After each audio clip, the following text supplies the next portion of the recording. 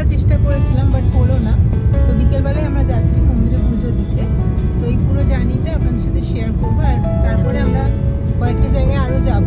এখন পাটুলিতে রয়েছি, গড়িয়ার, আর বাইপাসের উপর দিয়ে যাচ্ছি, ইএম বাইপাস। আমার ফ্রেন্ডসদের হ্যাপি উইন্টার বা কিছু একটা বলে দাও। Hello, happy winter.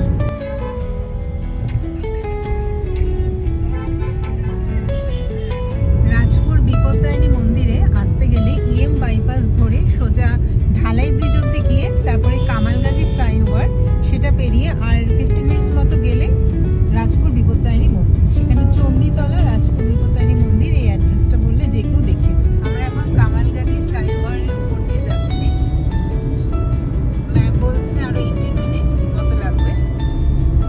আর যদি কেউ বাসে করে আসতে চান তাহলে আমি যেটা দেখলাম যে 218 নম্বর বাস বা S113 বারাসাত বারুইপুর বাস, সেটাও সোনারপুর রাজপুরেই আসছে।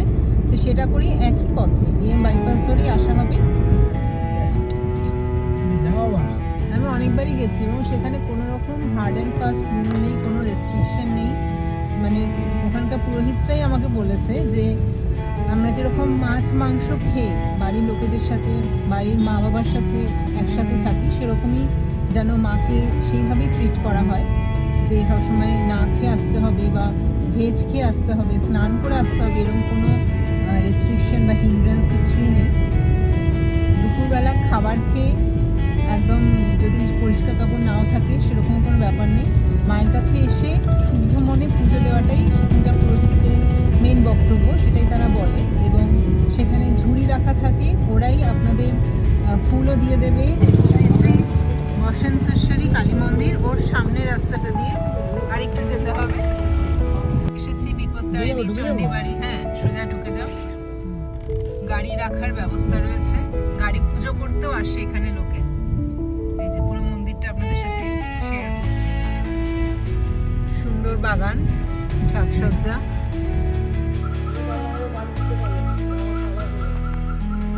চলুন এবার যাওয়া যাক মূল মন্দিরে।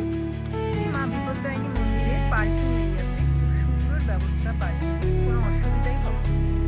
মন্দিরের সামনে অনেক দোকান রয়েছে, সেখান থেকে পুজোর জন্য প্রয়োজনীয় সামগ্রী নেওয়া যাবে। এটা মূল মন্দির, এখানে জুতো রাখার ব্যবস্থা রয়েছে। বিনামূল্যে এখানে জুতো রাখা হয়।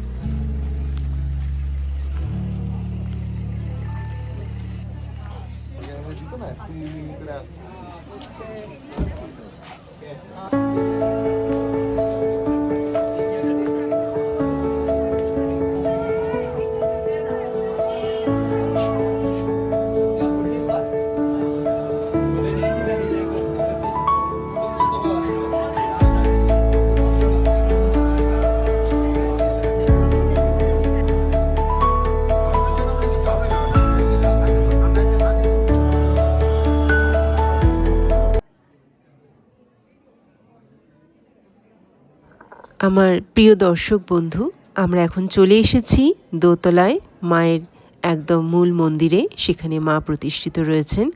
জয় মা বিপত্তারিণী মায়ের জয়। বন্ধুরা, এবার আসা যাক এই চণ্ডীবাড়ির ইতিহাস সম্পর্কে। বাবা দুলালচন্দ্র দাস এবং তার প্রতিষ্ঠিত মা বিপত্তারিণী চণ্ডী। তিনি ছোটবেলা থেকেই ঈশ্বর ভক্ত ছিলেন। পরে বাড়িতে দেবী প্রতিষ্ঠা করেন, যা এখন এক জাগ্রত মন্দির। ছোটবেলা থেকেই বাবা দুলাল অত্যন্ত ঈশ্বরভক্ত ও আধ্যাত্মিক ভাবাপন্ন ছিলেন। প্রচলিত বিশ্বাস অনুযায়ী মাত্র 10 বছর বয়সে তিনি দেবী বিপত্তারিণী চণ্ডীর দর্শন পান এবং দেবীর মুখ থেকেই বাবা দুলাল ডাক শুনেছিলেন। 1984 সালে তিনি বর্তমান মন্দিরটি বিপত্তারিণী চণ্ডীবাড়ি প্রতিষ্ঠা করেন। লোককথা অনুযায়ী দেবী তাকে স্বপ্নে বা সশরীরে দেখা দিয়ে বিগ্রহের রূপ এবং পুজোর পদ্ধতি সম্পর্কে নির্দেশনা দিয়েছিলেন। এটি একটি সংগ্রহ ঘর। এখানে সেই সময় বাবার ব্যবহৃত সমস্ত দ্রব্যাদি, তিনি কীভাবে মায়ের সাথে কথোপকথন করতেন, তিনি নিজে হাতে মাকে রুটি করে খাইয়েছিলেন এবং মাও তার শিষ্যকে রুটি বানিয়ে খাওয়াতেন। এই পরস্পর ভাব ভালোবাসার সবটুকু ইতিহাস ধরা রয়েছে এই সংগ্রহশালায়।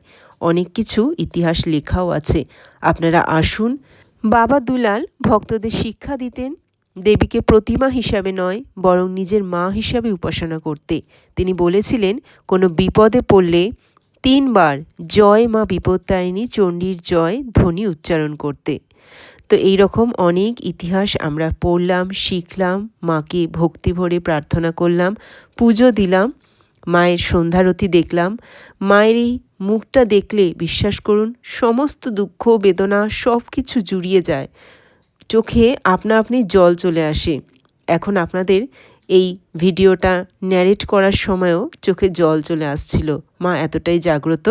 এখানে মায়ের ভোগ প্রসাদ দেওয়া হয় এবং তা খাওয়ার পরে হাত ধোয়ারও ব্যবস্থা রয়েছে।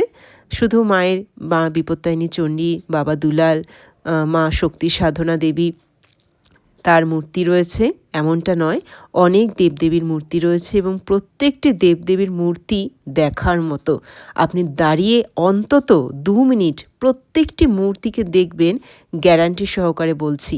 এবং প্রত্যেকটি মূর্তির নিচে তার ডিটেলস দেওয়া রয়েছে, যেটা পড়ে আমরা পুরাণে বর্ণিত অনেক দেবদেবীর কথা জানতে পারি, জ্ঞান আহরণ করতে পারি। পুজো শেষে ভোগ বাতাসা খিচুড়ি নিয়ে তারপরে আমরা চলে গেলাম রত্নবেদিতে। মায়ের মূর্তির সামনে কোনো প্রদীপ ধূপ ধুনো জ্বালতে দেওয়া হয় না। এই রত্নবেদিতে শক্তি সাধনা পিঠে সেগুলো সব জ্বালানো যাবে। তো বন্ধুরা, আজকে অনেকটা সময় আমরা এই বিপত্তারিণী মায়ের মন্দিরে কাটালাম। সন্ধে হয়ে গেছে, এবার বাড়ি ফিরে যেতে হবে। আজকের দিনটা খুবই উপভোগ করলাম। আপনারাও আশা করি এই ভিডিও থেকে অনেক কিছু শিখতে পারলেন এবং মায়ের মন্দিরে অবশ্যই আসবেন, মাকে দর্শন করবেন। মা আপনার সমস্ত মনোবাঞ্ছা পূর্ণ করুক, এই প্রার্থনা নিয়ে আজকের ভিডিওটা শেষ করব। বন্ধুরা, ভিডিওটি পছন্দসই হলে একটি লাইক, শেয়ার, সাবস্ক্রাইবের অনুরোধ রইল। পাশে থাকবেন, সবাই ভালো থাকবেন। নমস্কার।